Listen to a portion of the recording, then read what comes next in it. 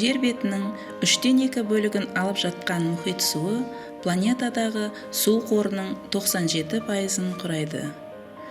Қазіргі таңда әлемдік мұхиттың зиянды және улы заттармен, өнеркәсіп қалдықтарымен, мұнай және мұнай өнімдерімен, радиоактивті заттармен ластануы үлкен алаңдатушылық тудырып отыр. Мұхитты қатты ластаушылардың бірі мұнай және мұнай өнімдері. Әлемдік мұхитқа жыл сайын орта есеппен 13-14 миллион тонна мұнай өнімдері төгілуде. Мұнаймен ластанудың екі түрлі қаупі бар. Біріншіден, су бетінде теңіз фаунасы мен флорасына қажетті оттегіні жібермейтін қабықша түзіледі. Екіншіден, мұнайдың өзі жартылай ыдырауы ұзақ уақытқа созылатын улы зат болып есептелінеді.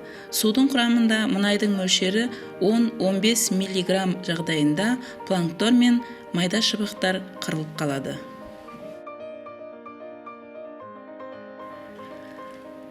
Дүниежүзілік мұхит суларын ластаушы заттарды эколог ғалымдар мынадай 4 топқа жіктейді. Бірінші, материктік қайраңдардан мұнай өндіру және оны тасымалдау кезінде мұхит суына қосылатын мұнай өнімдері. Екінші, өнеркәсіп қалдықтары қолданған және ірі қалаларды коммуналдық қажеттік үшін пайдаланып, өз дәрежесінде толық тазартылудан өтпеген су. Үшінші, ауыл шаруашылығында пайдаланылып, әртүрлі химиялық тыңайтқыштар мен қалдықтармен ластанған су. Радиоактивті қалдықтардың көмілуі мен мұхит кемелері пайдаланған лас судың толық тазартылмауы 4-ші топқа жатады. Үлкен танкерлердің апатқа ұшырауы кезінде мұнай өнімдерінің суға төгілуін нағыз экологиялық катастрофа деп айтуға болады. Мысалы, 1989 жылдың 23 наурызында ақш-қа тиесілі ExxonMobil компаниясының Exxon Valdez танкері Аляска жағалауында апатқа ұшыраған.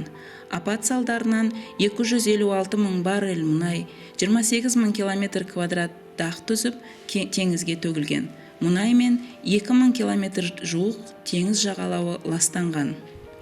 Және 2002 жылы Испания жағалауында болған танкер апаты да осы жағдайды тағы дәлелдейді. Бүгінгі таңда мұнай өнімдерімен аса қатты ластанған аудандарға солтүстік, Балтық, Кариб және жерорта теңіздері мен Парсы шығанағының жағалауы жатады.